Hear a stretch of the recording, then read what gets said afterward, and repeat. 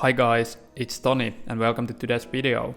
Today we are going to take a deep dive on how you can import any item you have in the 3D model and then put it into the Framer website. In this video we will turn this shoe into an actual working website that you can see in the background with using these three tools, so scanning it with Luma AI, editing it in Spline and then publishing it with Framer. So let's get started. So first, you have to download the Luma AI app from the App Store. I will provide the link in the description. And in the app, you will just have to follow the instructions given to you. So basically, use your camera to scan the item that you have. In the beginning, you will basically have to move around the object, and then you can put it inside this frame that you can modify with these arrows quite easily. Then try to move in around the object as slowly as you can and point your camera to the object and try to fulfill all of these lines given to you in the app. When you're ready with the scan, you just have to upload the scan to the Luma AI server, and it will take a while until you get the results, but as you can see, this actually looks quite cool as you can see the whole 3D scene fully released to you.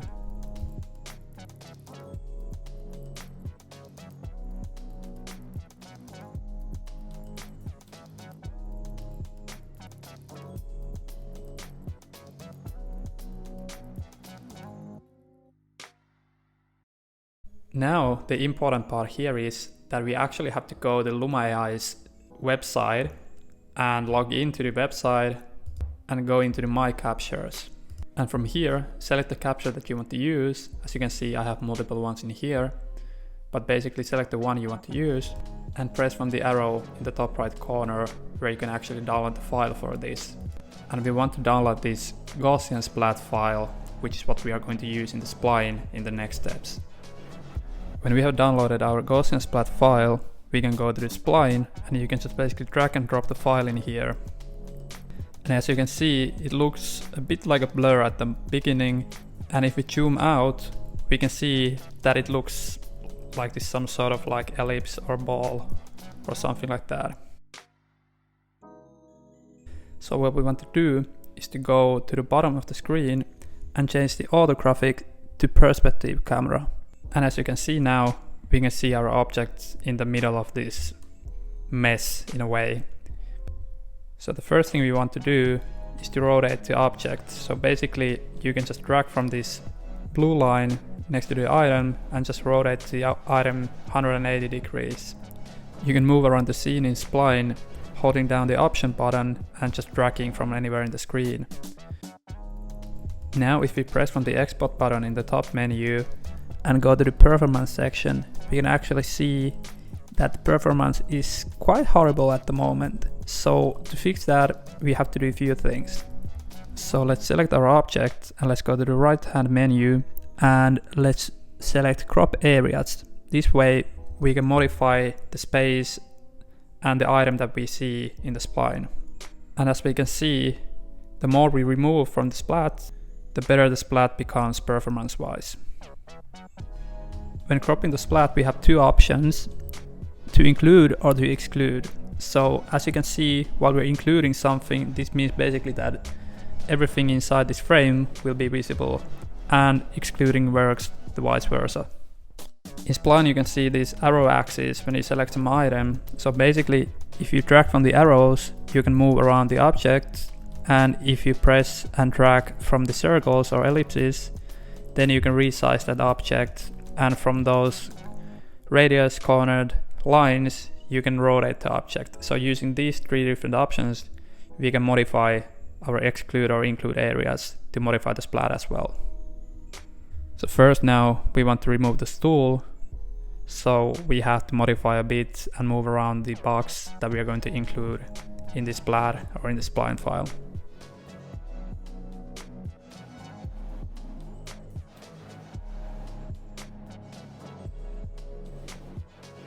When we are happy with our cropped area, we can go to the right hand menu and press from the apply cropping, and this way the spline will permanently remove those areas from the file.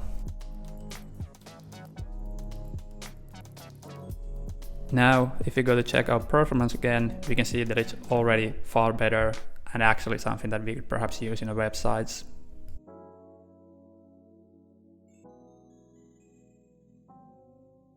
However, we can still see that there's a lot of different outliers and those weird shady shadowy things that we want to remove. So let's go back to the crop and let's select exclude this time. And now you can basically use different shaped boxes to exclude those shadowy areas from your item.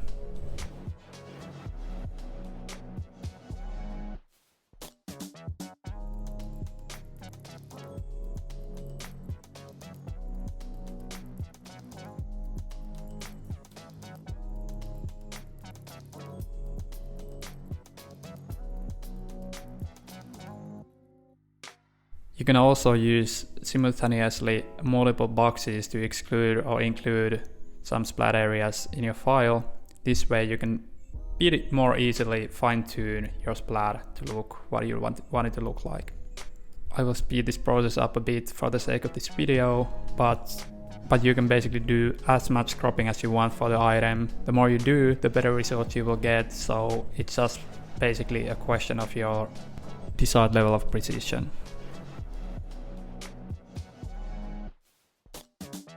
And again, when you're comfortable, you can just press from the apply cropping to actually apply those crops.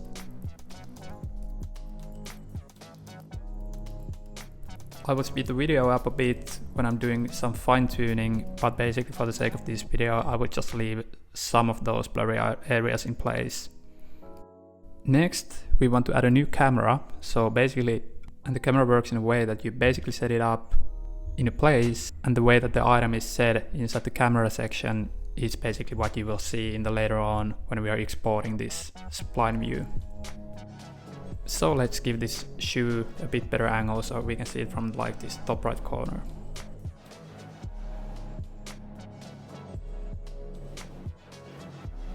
Now if we go to the preview, we can see that it's not actually following the cursor what we actually want it to do. So let's set that up next. Normal way to achieve that is to go to the events and go and set up the look at event and set the target to be the cursor. But for some reason, for these Gaussian splats, Spline for some reason just like rotates the objects in like weird ways. So we are not actually going to do that for this case.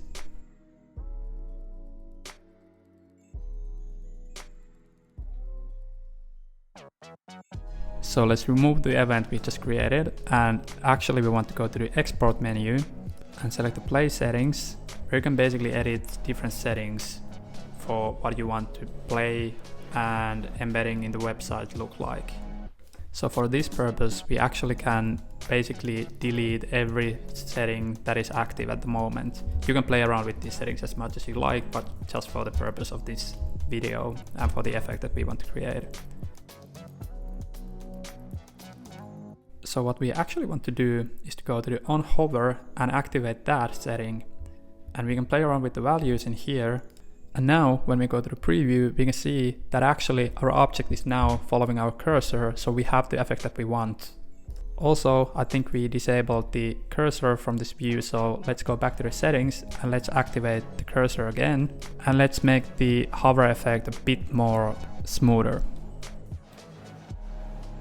So now when we preview, we can be quite happy with the effect we have.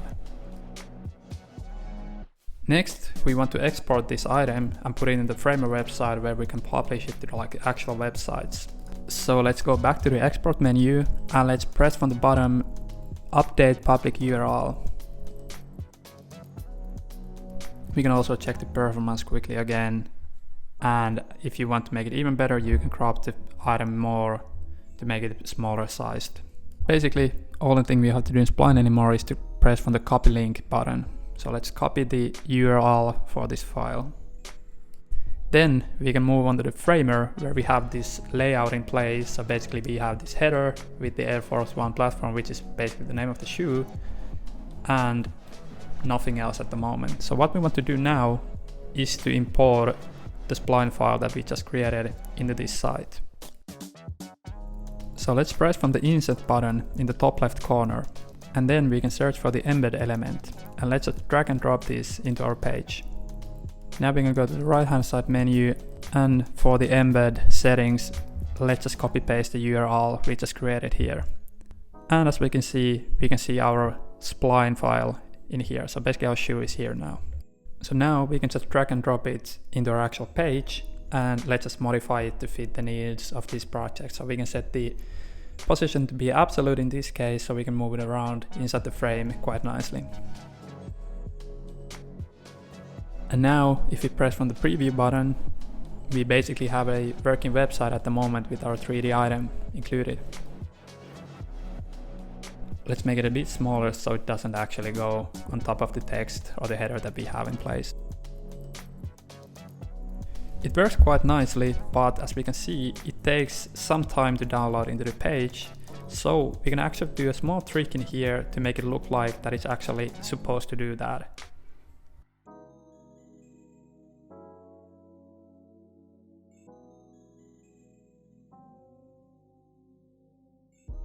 So we basically have this appear effect already in place for the header. So let's do the same for our new spline object. So let's select our embed component and let's go to the effects menu and select the appear.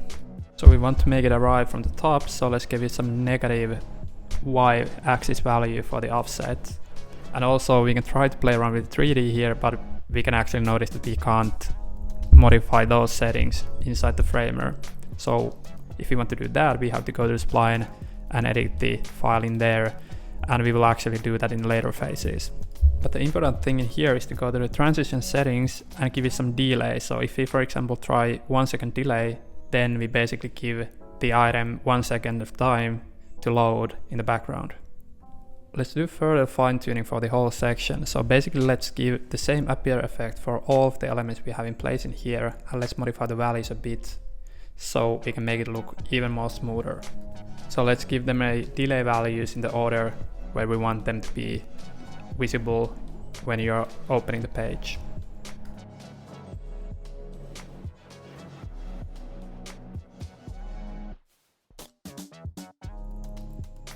And now I think we have actually kind of nice looking page. Everything looks kind of smooth and everything works nicely. So we can publish our page and try it out in a real browser as well.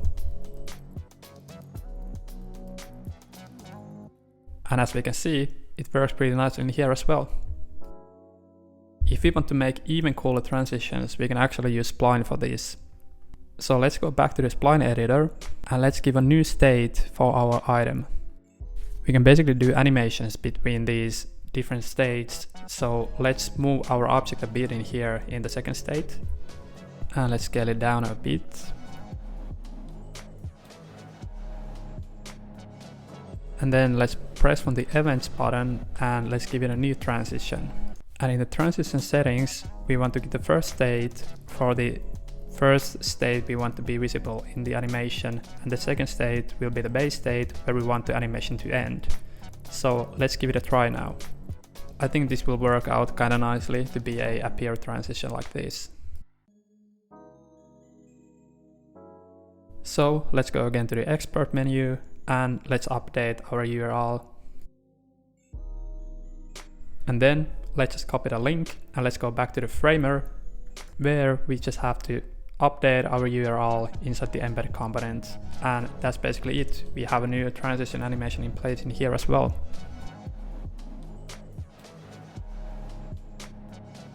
Let's give it a try, and it works.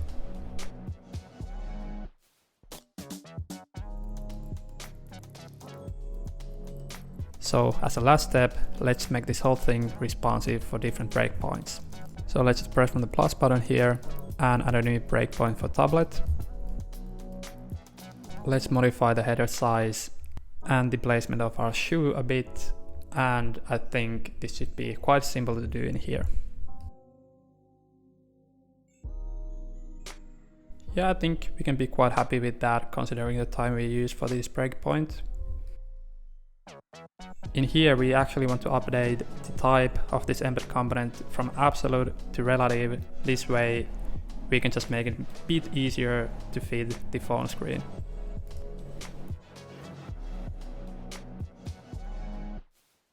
Again, let's give some quick modifications for the header size and for the object size. And now that the component is relative, we can just easily place it above the text here. And that should be it. It took us some 15 minutes to come up with this 3D scan and the whole responsive website for it. So I think we can be quite happy with it. If you liked this video, give it a like and drop a comment what you thought about it. And feel free to subscribe to my channel to see other videos like this. I hope you have a good day and see you later in the next videos. Thanks a lot.